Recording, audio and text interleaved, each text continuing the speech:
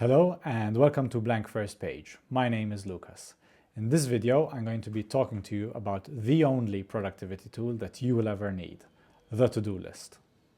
I know there are a never-ending amount of apps, books, techniques, hacks, and all sorts of things specifically designed to help you be more productive. I have personally gone through an unreasonable amount of those techniques, books, and so on. And in reality, they all boil down to the same thing. They are all based on a to-do list.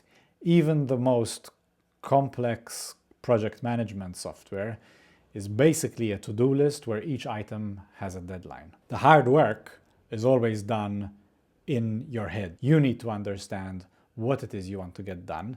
The tool itself is only a means of helping you record that. The power of writing something down, whether that's a note or a to-do item, is that it bridges the moment between the thought occurring to you and the time when that thing needs to get done.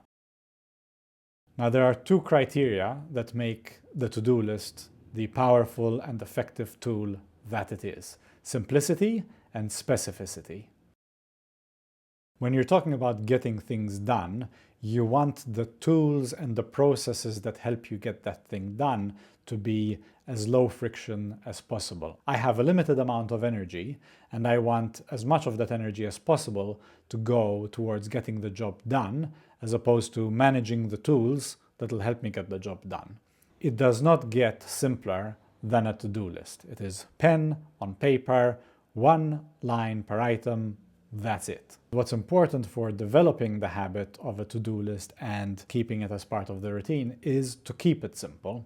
The worst thing that can happen to getting things done is that what starts out as a simple to-do list evolves into a monstrosity of a tool that is too hard to use and therefore is abandoned, and whatever is being worked on grinds to a halt. So the key to keeping the tool useful and keeping it in use is to keep it simple.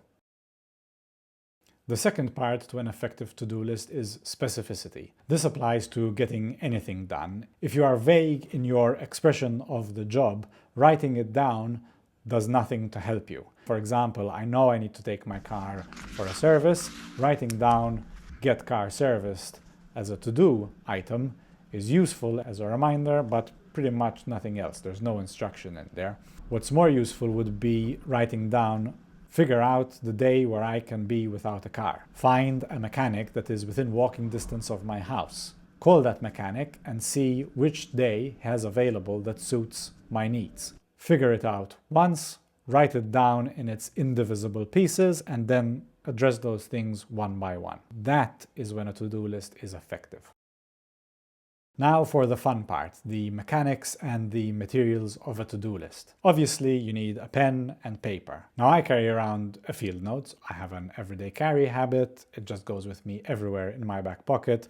When I have an idea, when I know I need to add something to a list, it takes me 2 seconds to write the thing down and back into the back pocket it goes. It's a great habit to have, and I strongly recommend it both for this specific use, but also for all your other note-taking requirements. It doesn't necessarily have to be a pocket notebook. If you're just trying to get into the habit of making to-do lists, piece of paper is all you need.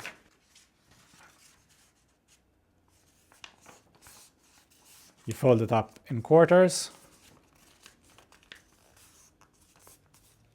and there you have the equivalent of a pocket notebook.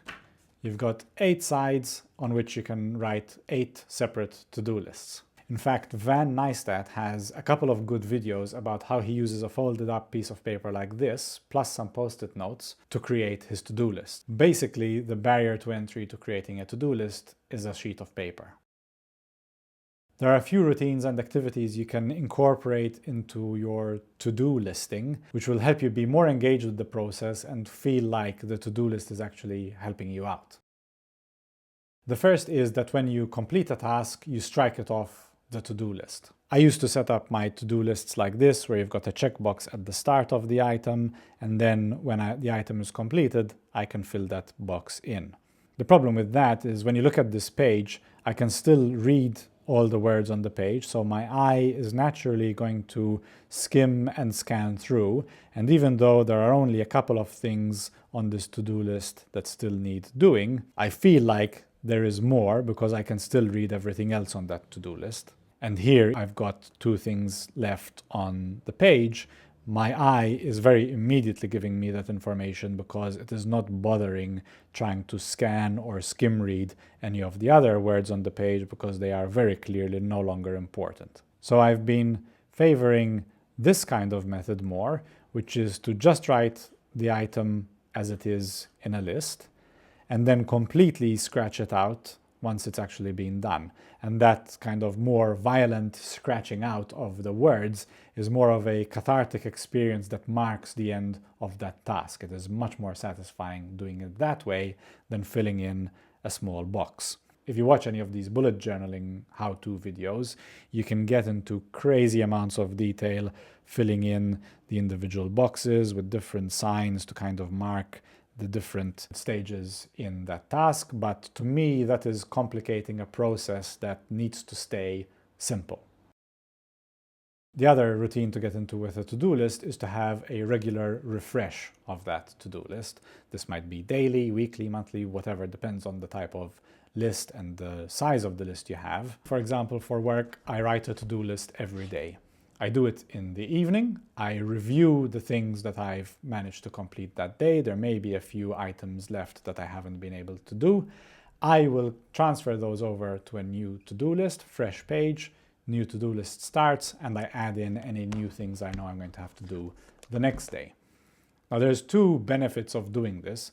First of all, the items I still have left from today, they may no longer be a priority for the next day, or they may not need to be done at all. The second part is actually that I look at the things I've managed to achieve. That's an important thing to do because you can often feel in a day that you haven't been able to get things done, but a to-do list will often remind you of how many things you are actually able to get done. And if you've built your to-do list correctly, meaning you've made each item small and specific, it is extremely likely that you will have been able to strike off a number of those items. Going back to my get the car serviced example, there's been that specific case where that item in its generic form has just sat in my to-do list for weeks on end, and I've done nothing about it, and I felt worse about it every time I looked at it because I haven't made any progress on it. But when I break that down into 3 or 5 much smaller steps, when I look at the to-do list, I don't see a big thing that I know I have to do more things for. I just see very small, very achievable instructions that don't stress me out. And because they are small and achievable, I'm likely to just go ahead and do something about one of them when I see it in my list. So by building a to-do list like that, at the end of the day, you're going to see how many small things you are actually able to get done, and that's going to give you some momentum and some boost to go on the next day and get more things done.